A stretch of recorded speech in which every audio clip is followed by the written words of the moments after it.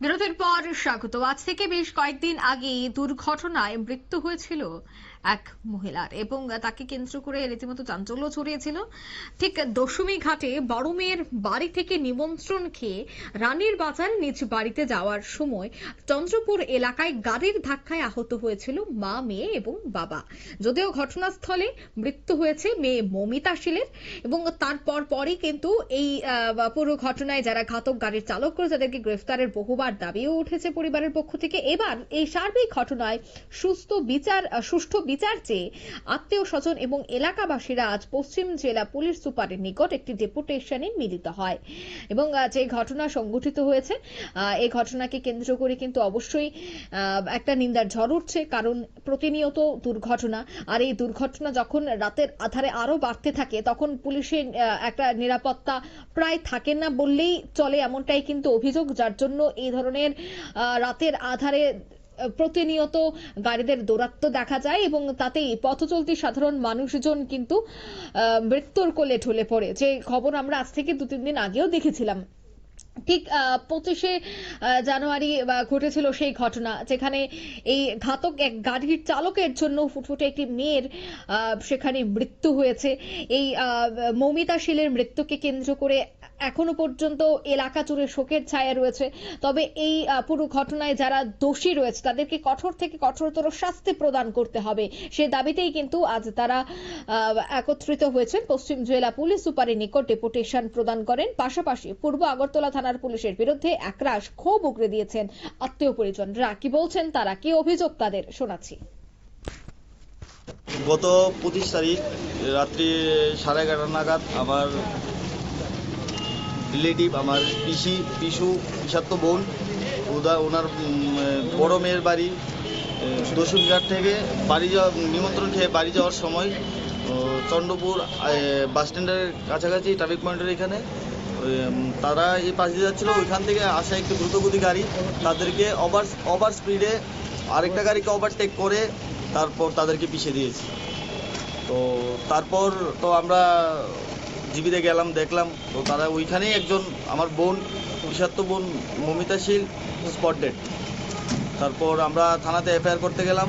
তো ওই দিন তো আর গাড়িটারি কিছু পাওয়া যায়নি, নর্মাল একটা এফআইআর করেছিলাম। তারপর আমরা গাড়িও সিসিটিভি ফুটেজে কিছু দেখতে পেলাম না। ওই সময় পুলিশে আমাদেরকে যে ফুটেজটা দেখিয়েছিল ওইটাতে শুধু গাড়ি একটা XUV 700 এতটুকু ক্লিয়ার বোঝা গিয়েছে।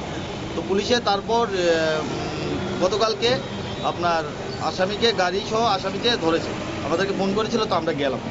যাওয়ার পর পুলিশে আমাদেরকে বললো তোমরা দাঁড়াও, তারপর দাঁড়ালাম। তারপর আবার ডাকলো, তারপর ভিতরে গেলাম।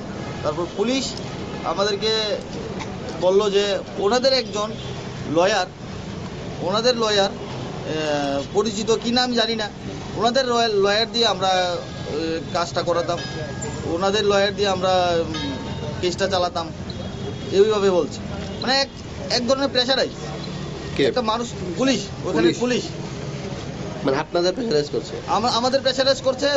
একজন উকিল, একজন মোহরি, হয়তো সম্ভবত মোহরি, আমি চিনি না, বলেছে। তারপর বলছে আমরা অনেক কষ্ট করে বের করেছি, ইনভেস্টিগেশন করেছি, তো তার জন্য ওনার কথা শুনতে হবে, ওনার কথা শুনে ওনার উকিল দিয়ে কাজ করাতে হবে।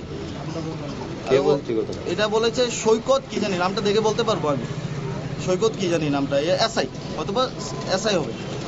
তারপর ওনারা বলছে, আমি বলছি না, আমার চেনা জানা উকিল আছে, আমরা কথা হয়েছে, না আমরা এত কিছু করলাম, তারপর মিষ্টিটা অন্য কেউ খেয়ে যাবে, এইভাবে বলছে।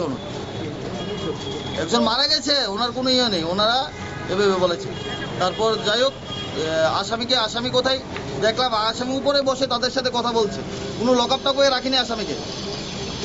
তারপর একটা ভিডিও ফুটেজে দেখতে পেলাম আসামি হাত দেখিয়ে গাড়িতে উঠছে, ভ্যানে উঠছে টাটা দিয়ে। এতটুকু সাহস কোথায় থেকে পেল? ওর কোনো অনুশোচনা নেই। উনি যেন নোবেল জয়ী কিছু করেছেন, হাত এইভাবে না দিয়ে গাড়িতে উঠছে। তো কিছু না কিছু সাহস তো পেয়েছে, পুলিশের এছাড়া তো কিছু হতে পারে না। তার বিকালে ও জামিনও পেয়ে গেছে। এখন আপনারা একজন মার্ডার কেসের আসামি কিভাবে জামিন পেতে পারে এটাই বলতে পারি।